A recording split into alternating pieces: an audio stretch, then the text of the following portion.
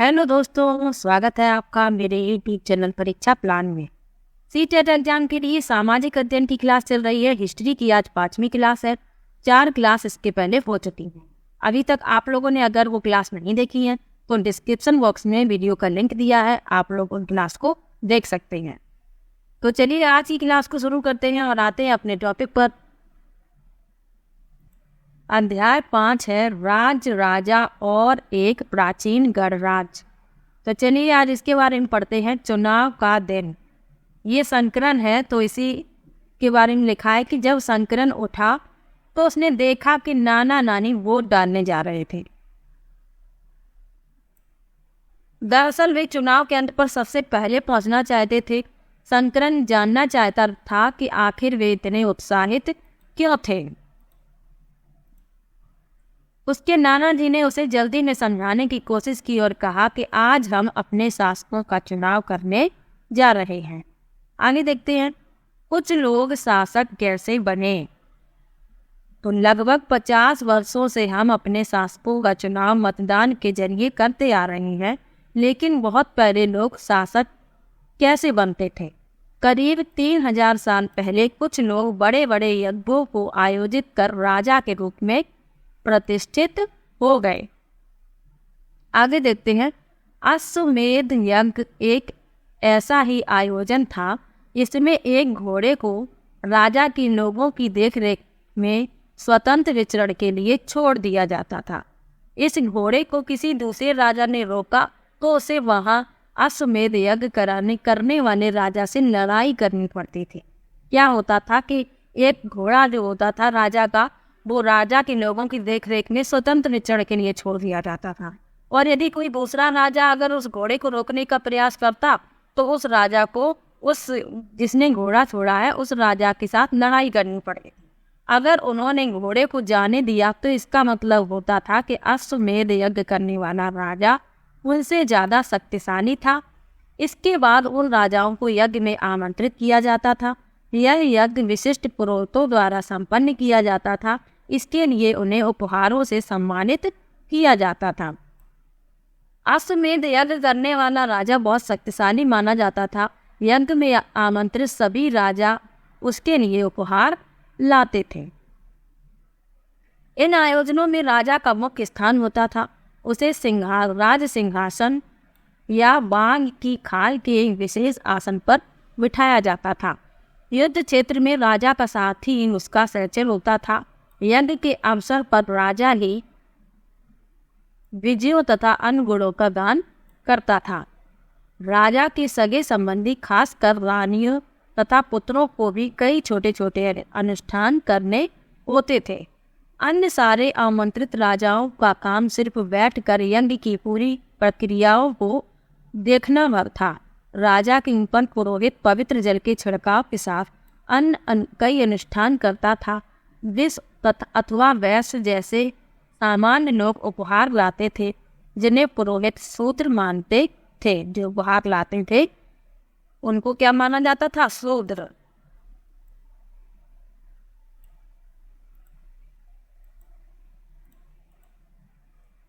उन्हें कई अनुष्ठानों में शामिल नहीं किया जाता था। जो शूद्र होते थे उनको कई अनुष्ठानों में शामिल ही नहीं किया जाता था।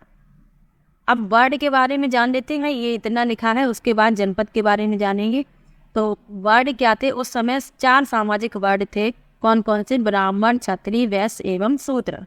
ब्राह्मणों का काम वेदों का अध्ययन और अध्यापन और यज्ञ करना था, जिनके लिए उन्हें उपहार मिलता था। क्षत्रियों का काम, ब्राह्मण का काम क्या था? यज्ञ करना, अध्ययन अध्यापन करना। क्षत्रियों का काम युद्ध करना और लोगों की रक्षा करना। वैश्यों का काम खेती, पशुपालन करना, पशुपालन तथा व्यापार। और शूद्रों का काम अन्य तीनों वर्गों की सेवा करना था। वो शूद्र थे, उनका काम क्या था? ब्राह्मण, क्षत्रिय और वैश्य की सेवा करना। अब जनपद के बारे में जान लेते हैं। उसके पहले ये एक पात्र छपा है, इसके बारे में भी जान लेते हैं। ये क्या है? चित्रित धूसर पात्र। इस तरह के पात्रों में ज़्यादातर थालियाँ और कटोरियाँ नहीं मिली हैं। ये पात्र बहुत ही पतली सतह के अंदर सुंदर और चिकने हैं। शायद इसका प्रयोग खास मौक़ों पर महत्वपूर्ण लोगों को भोजन परोसने के लिए किया जाता था। अब जनपद के बारे में जानते हैं। महायज्ञों को करने वाले राजा अब जन के राजा न होकर जनपदों के राजा माने जाने लगे। जनपद का शाब्दिक अर्थ जन के बसने की जगह होता है। कुछ महत्वपूर्ण जनपद मानचित्र 4 पृष्ठ 45 में दिखाए गए। पुरातत्वविदों ने इन जनपदों की कई बस्तियों की खुदाई की। दिल्ली में पुराना लाल किला, उत्तर प्रदेश में मेरठ के पास हस्तिनापुर और एटा के पास अंतरंजी खेड़ा में इसमें प्रमुख है।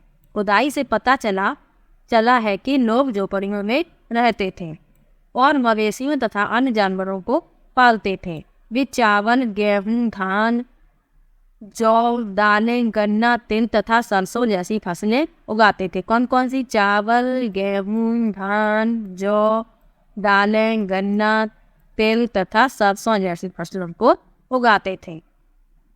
आगे देखते हैं, लोग मिट्टी के बर्तन भी बनाते थे। यही मिट्टी का बर्तन जिसके बारे में अभी जानकारी दे दी है, बता दिया है, जिसे क्या कहते हैं? चित्रित धूसर पात्र। तो इसी के बारे में लिखा है कि लोग मिट्टी के बर्तन भी बनाते थे। इसमें से कुछ धूसर और कुछ लाल रंग के होते थे। इन पुराने स्थलों में कुछ विशेष प्रकार के बर्तन मिले हैं जिन्हें चित्रित धूसर पात्र के रूप में जाना जाता है। जैसा कि इसके नाम से ही स्पष्ट है कि बर्तनों पर चित्रकारी की गई है। ये आमतौर पर सरल रेखाओं तथा ज्यामितीय आकृतियों के रूप में हैं।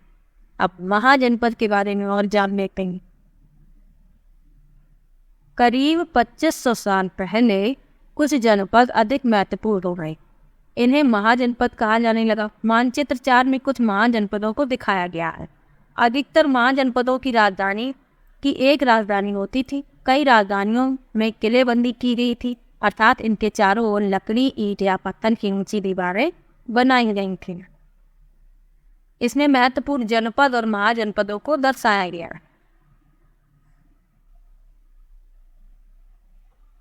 ऐसा लगता है कि लोगों ने अन्य राजाओं के आक्रमण से डरकर अपनी सुरक्षा के लिए किले का निर्माण किया। किलेबंदी की गई थी, बड़ी बड़ी दीवारें बनाई गई थी कि अन्य राजा जो थे उन पर आक्रमण न कर सकें। कुछ राजा अपनी राजधानी चारों ओर विशाल ऊंची प्रभावशाली दीवार पर खड़ी कर अपनी समृद्धि और शक्ति का प्रदर्शन भी करते थे। इस तरह से किले के अंदर रहने वाले लोगों और उस क्षेत्र पर नियंत्रण रखना भी सरल हो जाता होगा। इस तरह विशाल दीवार बनाने के लिए व्यापक योजना की आवश्यकता थी और लाखों की संख्या में ईंटों तथा पत्थरों का इंतजाम करना पड़ता था। हजारों स्त्री, पुरुष तथा बच्चों ने इसके लिए अथक परिश्रम किया होगा। इनके लिए संसाधनों की आवश्यकता पड़ती होगी। अब ये एक जो दीवार इसमें छपी है, ये कहाँ की है? ये कौशाम्बी जिले किले की दीवार है। यह चित्र आधुनिक उत्तर प्रदेश के इलाहाबाद के पास मिली है। ईंट की दीवार का अवशेष है। इसके एक भाग का निर्माण संभवतः 2500 साल पहले हुआ था। ये दीवार जो है ये उत्तर प्रदेश में मिली है, इलाहाबाद के पास। आगे देखते हैं। अब राजा सेना रखने लगे थे। सिपाहियों को नियमित वेतन देकर पूरे साल रखा जाता था। कुछ भुगतान संभवतः आहत सिक्कों के रूप में होता था। इन सिक्कों के बारे में तुम अध्याय 8 में पढ़ो। कर, अब कर के बारे में पढ़ते हैं। कर भी लगाया जाता था। महाजनपदों के राजा विशाल किले बनवाते थे और बड़ी सेना रखते थे, इसलिए उन्हें प्रचुर संसाधनों की आवश्यकता होती थी। इसके लिए उन्हें कर्मचारियों की भी आवश्यकता होती थी। अतः महाजनपदों के राजा लोगों के द्वारा समय समय पर लगाए गए उपहारों पर निर्भर न रहकर अब नियमित रूप से कर वसूलने लगे। अब कर किस किस पर लगाया जाता था? फसलों पर लगाए गए कर, फसलों पर लगाए गए कर, कारीगरों के ऊपर लगाए गए कर, पशुपालकों को जानवरों या उनके उत्पाद के रूप में कर देना पड़ता था। व्यापारियों को सामान पर कर देना पड़ता था। आखेटकों तथा संग्राहकों को जंगल से प्राप्त वस्तुएं देनी होती थी। कृषि में परिवर्तन। इस युग में कृषि के क्षेत्र में 2 बड़े परिवर्तन आए। हल के फाल अब लोहे के बनने लगे। अब कठोर जमीन को लकड़ी की फाल की तुलना में लोहे के फाल से आसानी से जोता जा सकता था। इससे फसलों की उपज बढ़ गई। दूसरे लोगों ने धान और पौधों का रोपण शुरू किया, अर्थात खेतों में बीज छिड़ककर धान उपजाने के बजाय धान की पौध तैयार कर उनका रोपण शुरू किया गया। अब आज भी धान का रोपण ही किया जाता है। धान के बीज पहले उगाए जाते हैं, फिर उनसे जो पौधे उग जाते हैं वो रोपे जाते हैं। ऐसे ही धान की फसल अभी भी लगाई जाती है।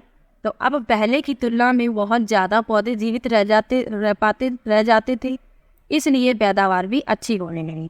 तो जो धान थे पहले बीज छिड़क कर उगाए जाते थे तो कम धान की उपज होती थी, लेकिन जब पौधे रोपे जाने लगे तो उनसे ज़्यादा पैदावार होने लगी। अब इसमें सूक्ष्म निरीक्षण है किसका है, मगध का। तो मगध के बारे में लिखा है लगभग 200 सालों के भीतर मगध सबसे महत्वपूर्ण जनपद बन गया। गंगा और सोन जैसी नदियां मगध से होकर बहती थी। यातायात, जल वितरण और जमीन को उपजाऊ बनाने के लिए महत्वपूर्ण थी। मगध का एक हिस्सा जंगलों से भरा था। इन जंगलों में रहने वाले हाथियों को पकड़कर उन्हें प्रशिक्षित कर सेना में के काम में लगाया जाता था। यही नहीं, जंगलों से घर, गाड़ियां तथा रथ बनाने के लिए लकड़ी मिलती थी। इसके अलावा इस क्षेत्र में लौह अयस्क की खदानें हैं। मजबूत औजार और हथियार बनाने के लिए ये बहुत उपयोगी थे।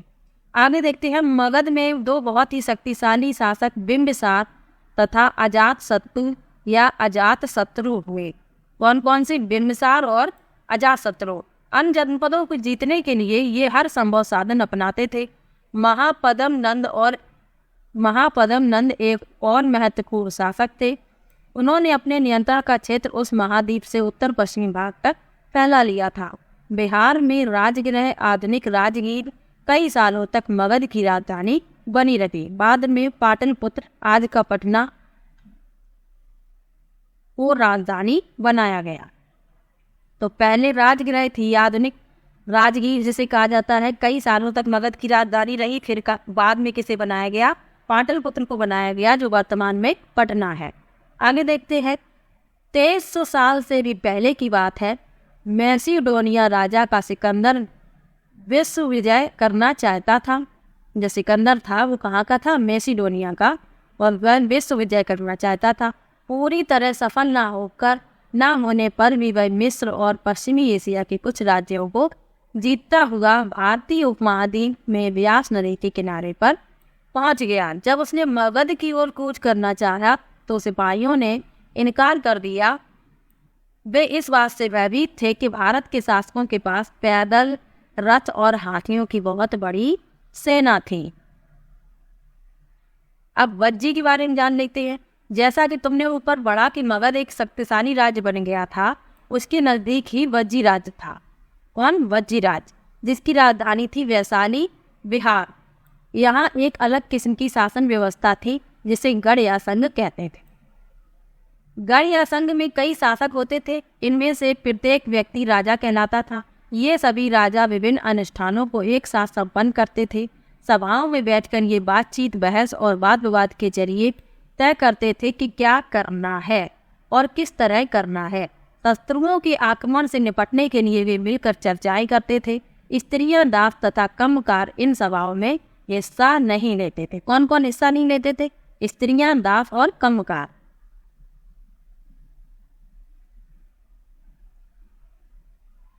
अब यहाँ कुछ महत्वपूर्ण लिखा है, वो भी पढ़ लेते हैं। वज्जी संघ का वर्णन दीघ निकाय से लिया गया है। दीघ निकाय एक प्रसिद्ध बौद्ध ग्रंथ है, याद रखिए इसको, जिसमें बुद्ध के कई व्याख्यान दिए गए हैं। इन्हें करीब 2300 साल पहले लिखा गया था। अजातशत्रु या अजातशत्रु, दो नाम लिखे हुए हैं। अजातशत्रु लिखा मिलता है, ये भी यही है, इसी का दूसरा रूप है अजातशत्रु। ये अजातशत्रु लिखा है। और वज्जी संघ, तो अजातशत्रु वज्जी संघ पर आक्रमण करना चाहते थे। उन्होंने अपनी मंत्री वस्त्रकार को बुद्ध के पास सलाह के लिए भेजा। बुद्ध ने उनसे पूछा कि वज्जी सभाएं नियमित रूप से होती हैं तथा उनमें सभी सदस्य उपस्थित हैं। जब उन्हें पता चला कि ऐसा होता है, उन्होंने कहा वज्जीवासी तब तक उन्नति करते रहेंगे जब तक वे पूर्ण नियमित सभाएं करते रहेंगे, आपस में मिलजुल कर काम करते रहेंगे, पारंपरिक नियमों का पालन करते रहेंगे, बड़ों का सम्मान, समर्थन और उनकी बात पर ध्यान देते रहेंगे। वज्जी महिलाओं के साथ जोर जबरदस्ती नहीं करेंगे और उन्हें बंधक नहीं बनाएंगे। गांव तथा शहरों में चैत्यों का रखरखाव करेंगे। विभिन्न मतावलंबी संतों का सम्मान करेंगे और उनके आने या जाने पर कोई रोक नहीं लगाएंगे।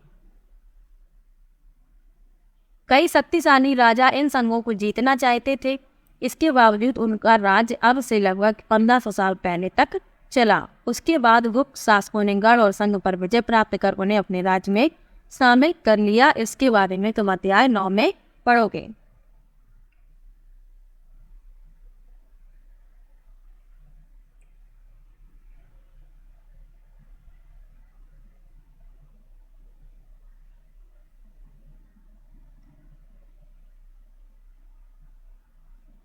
तो इसमें सही गलत बताना है। तो अपना जो टॉपिक है आज का लेसन यहीं पर समाप्त होता है। वीडियो कैसा लगा कमेंट बॉक्स में ज़रूर बताइएगा। वीडियो को लाइक और चैनल को सब्सक्राइब करना मत भूलिएगा। मिलते हैं एक और नई वीडियो के साथ, तब तक के लिए बाय बाय।